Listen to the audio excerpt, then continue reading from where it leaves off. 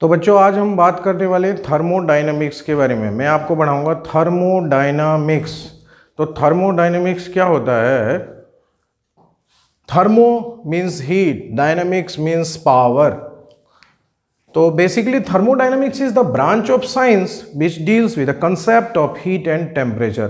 Thermodynamics science की ऐसी branch है जिसमें हीट और टेम्परेचर के बारे में हम बात करते हैं। And interconversion of heat into other forms of energy. और जो हीट होता है ना उसको दूसरे फॉर्म में कन्वर्ट करना, इसके बारे में बात करते हैं। तो अब यहाँ पर थर्मोडायनामिक्स में कुछ बेसिक है बातें, सबसे पहले उसके बारे में बात करेंगे। थर्मोडायनामिक सिस्टम क्या होता है? Thermodynamics is a system, thermodynamic system assembly of very large number of atoms and molecules, assembly of large number of atoms and molecules in boundaries। जैसे कि आपका gas cylinder is the best example for thermodynamic system. Thermodynamic system क्या होता है? 3 types का, open system, close system and isolated system. Open system क्या होता है बच्चों? ओपन सिस्टम क्या होता है? ओपन सिस्टम जो सराउंडिंग के साथ में मैटर और एनर्जी दोनों एक्सचेंज करता है। क्लोज सिस्टम जो केवल और केवल एनर्जी एक्सचेंज करता है, मैटर एक्सचेंज नहीं करता, उसको बोला जाता है थर्मोडायनामिक सिस्टम। आइसोलेटेड सिस्टम वो होता है जो ना तो मैटर एक्सचेंज करता है ना ही एनर्जी एक्सचेंज करता है, उसको बोला जाता है आइसोलेटेड सिस्टम बोला जाता है।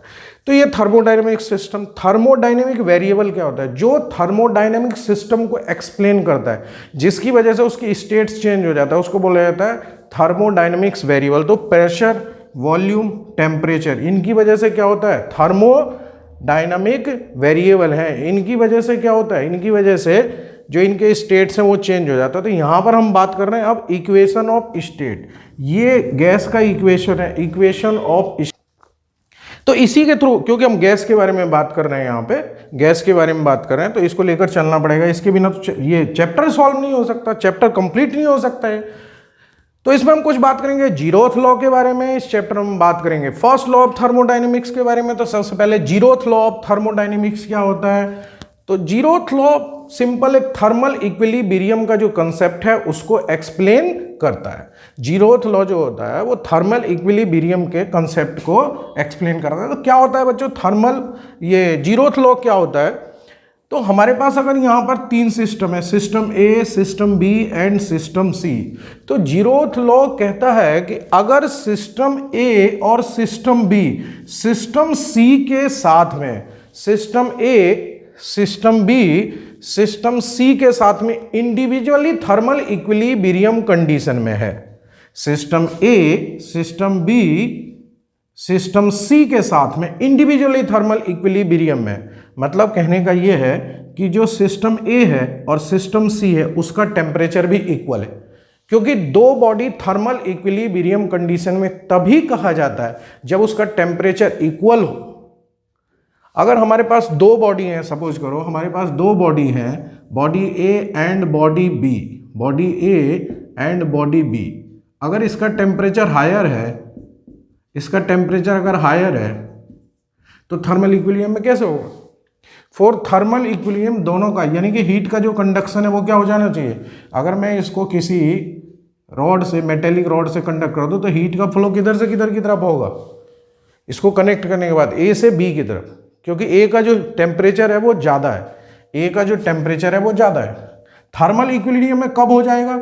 अगर इन दोनों का टेम्परेचर क्या हो जाए? इक्वल हो जाए। तो कहने का मतलब ये है कि आप देख रहे हो यहाँ पे कंडक्टिंग वॉल, कंडक्टिंग वॉल इसलिए लगाया गया है ताकि सिस्टम ए और सिस्टम सी के बीच में कंडक्शन हो सके। ऐसे ही सिस्टम बी और सिस्टम सी के बीच में भी क्या हो सके? कंडक्शन हो सके यहाँ।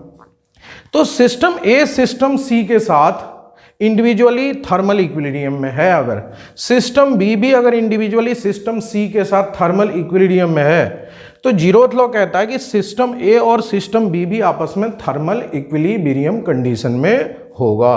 क्या कहता है जीरोथ लॉ? थर्मल इक्विलिब्रियम को एक्सप्लेन करता है कि अगर system A, if system A and system B are in thermal equilibrium with system C individually, then the system A and B will also be in thermal equilibrium with each other। आप next figure में देखो, यहाँ पे adiabatic wall का मतलब जिसमें heat conduct नहीं होगा, और आइसोथर्मल का मतलब या कंडक्टिंग वॉल उसको बोला जाता है, या डाइथर्मिक वॉल होता है जिसमें हीट कंडक्ट कर जाता है।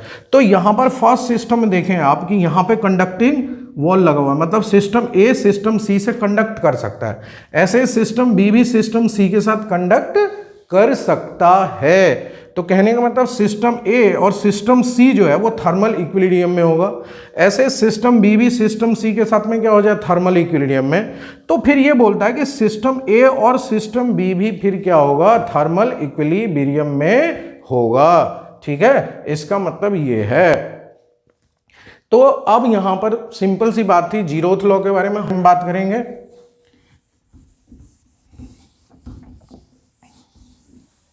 तो बच्चों यहां हम बात करने वाले हैं इंटरनल एनर्जी ऑफ सिस्टम। तो internal energy of A system, internal energy of A system is the sum of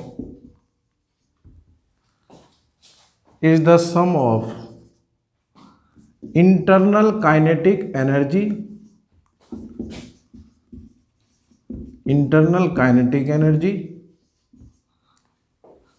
and internal potential energy।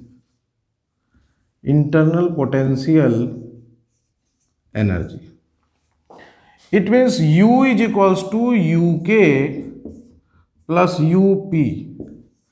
internal energy is the sum of internal kinetic energy and potential energy।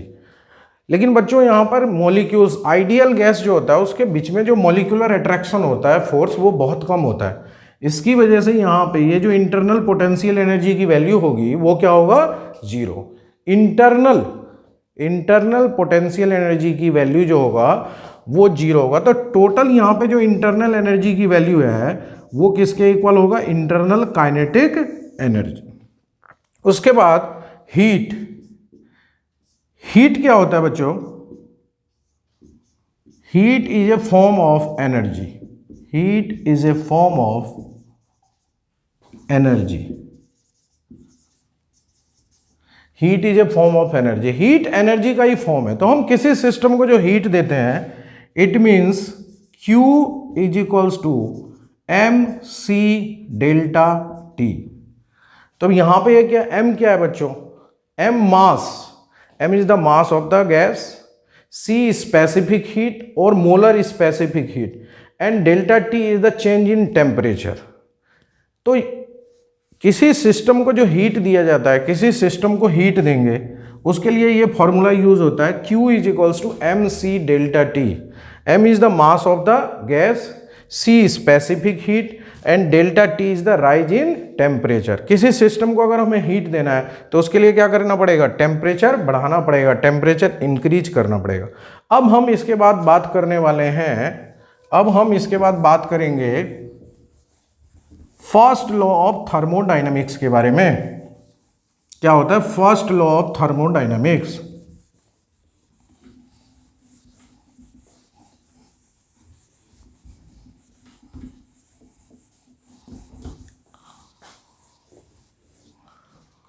First law of thermodynamics, फ्लॉट, first law of thermodynamics. First law of thermodynamics के बारे में बात करेंगे। First law of thermodynamics बच्चों ये कहता है कि थर्मोडायनेमिक्स क्या कहता है कि हम किसी सिस्टम को जितना हीट सप्लाई करते हैं वो सिस्टम उसको दो तरीके से यूज करता है, to increase the internal energy and work done by the system on the surrounding. System के द्वारा सराउंडिंग के ऊपर कितना वर्क होगा जो है। तो बच्चों इसको ऐसे लिखा जा सकता है, delta U is equals to Q minus W। अब यहां पर ये जो डेल्टा U है, डेल्टा U स्टेट फंक्शन और Q and W path path का फंक्शन है, फंक्शन ऑफ पाथ। कैसे? अगर मैं यहां प्रेशर वर्सेस वॉल्यूम ग्राफ लेता हूं, मैंने एक स्टेट यहां पर ले लिया ए और एक स्टेट हो गया बी। दोनों स्टेट में, फर्स्ट स्टेट में सपोज किया कि गैस जो है उसका प्रेशर कितना है P1, वॉल्यूम कितना है V1 और टेम्परेचर कितना है T1। सेकेंड स्टेट में प्रेशर कितना है P2, वॉल्यूम कितना है V2, टेम्परेचर कितना है T2। तो इसको बोलेंगे फर्स्ट स्टेट में ये, और सेकेंड स्टेट में क्या हो गया, pressure P2, volume V2, temperature T2।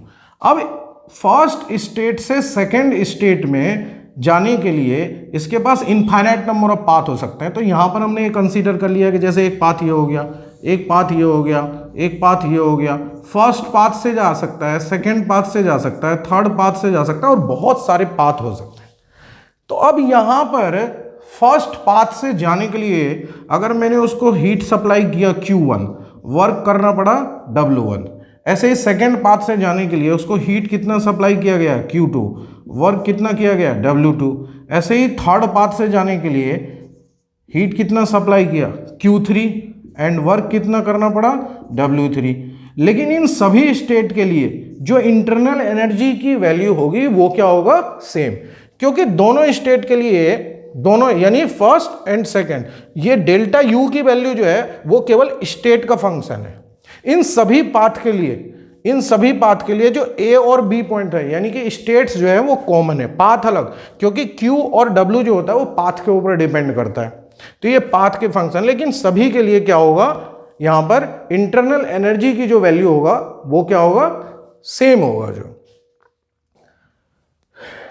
तो अब नेक्स्ट क्लास में हम बात करेंगे थर्मोडायनेमिक्स प्रोसेस के बारे में। लेकिन यहां मैं ये कहना चाहता हूं, एक स्टेट में अगर आप ये सपोज करो कि यहां आइस है और आइस का टेम्परेचर है 0 डिग्री सेल्सियस, 0 डिग्री सेल्सियस, और वाटर है 0 डिग्री सेल्सियस। अब ये स्टेट्स अलग है, टेम्परेचर सेम है। आमतौर पे ये बोला जाता है कि इंटरनल एनर्जी की जो वैल्यू होता है वो टेम्परेचर के ऊपर डिपेंड करता है, टेम्परेचर के डायरेक्टली प्रोपोर्शनल होता है। It means the formula of NF/2 RT, NF/2 RT। तो यहां F क्या है, यहां पे degree of freedom. What is N is degree of freedom. तो अब यहां पर देखा जा सकता है, यहां पर F डिग्री ऑफ, यहां पर देखा जा सकता है U की जो वैल्यू है डायरेक्टली प्रोपोर्शनल टू T।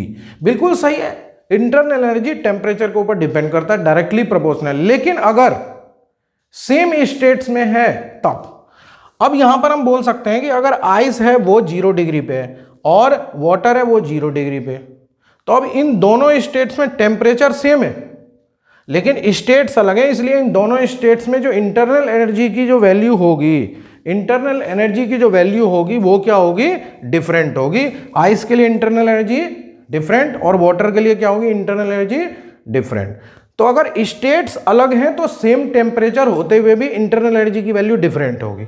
लेकिन अगर स्टेट सेम है, स्टेट सेम है तो फिर टेम्परेचर इंक्रीज होने से ही इंटरनल एनर्जी की वैल्यू इंक्रीज होगी। इंटरनल एनर्जी इंक्रीज होने की वजह से, टेम्परेचर इंक्रीज होने की वजह से इंटरनल एनर्जी की वैल्यू क्या होता है, इंक्रीज हो जाता है। तो अब नेक्स्ट वीडियो में बच्चों हम थर्मोडायनेमिक प्रोसेस के बारे में और वर्क डन के बारे में बात करेंगे।